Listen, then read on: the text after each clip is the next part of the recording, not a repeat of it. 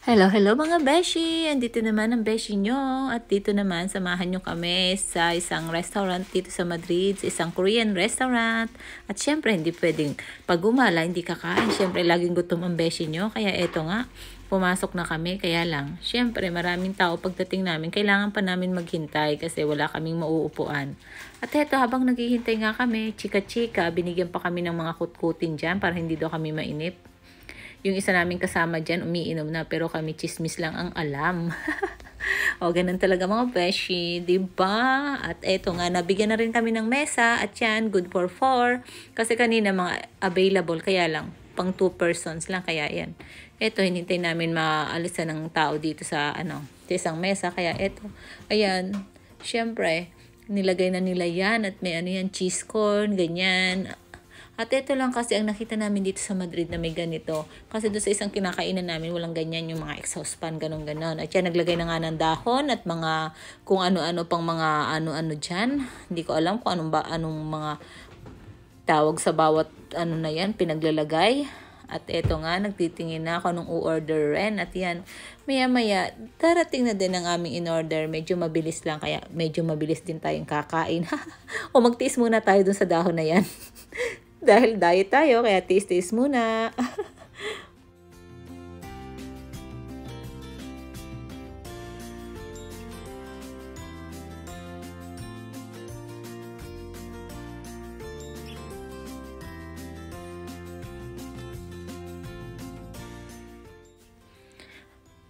At ayan nga mga beshi, dumating na isa naming in-order. Ano daw yan eh, may cheese and spice at ewan ko kung ano pang lahok niyan. Basta yun, basta pagkain yan. Basta yan, kakainin natin yan. Ganun-ganun mga beshi. Medyo nagugutom na ata ang beshi ko dito sa tabi ko. O, diba? O, kain muna. Ayan, may kanin na din. Kaya umpisahan mo na lang muna ang kanin at saka magprito kanyang ano na yan. Parang sinulid na yan. Ay nako, napapag-alaman ang bano. Diyos mio, Marimar. At eto nga, dumating na din ang iba naming in-order. Kaya yan, oh. Kaya ngayon, umpisahan na natin ang ihaw-ihaw. Sige, ihaw-ihaw and then lapang-lapang. Ayan, pag hindi pa naman kayo nabusog niyan, o diba? Kaya samahan nyo kami mga beshi. Tara, kain-kain tayo.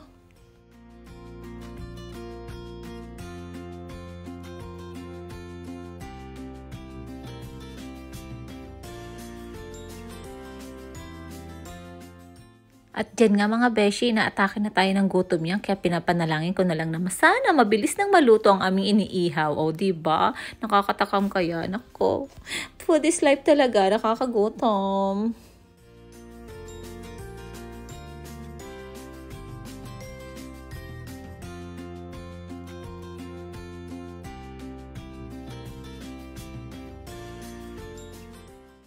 At syempre mga beshi, cheers din tayo dyan. O, diba? Tuwang-tuwa talaga ako sa baso namin dyan kasi super liit. Tapos ang plato din namin super liit. Eh, alam naman tayo, sa mahilig lumapang, syempre gusto malaking plato. Ay, grabe. Basta yun lang mga beshi. Kaya samahan nyo lang kami. Kain-kain muna tayo. Tama na muna ang daldal kasi medyo gutom na tayo. Tara, samahan nyo kami kumain. Kain. Ayan, sige, subo and kain.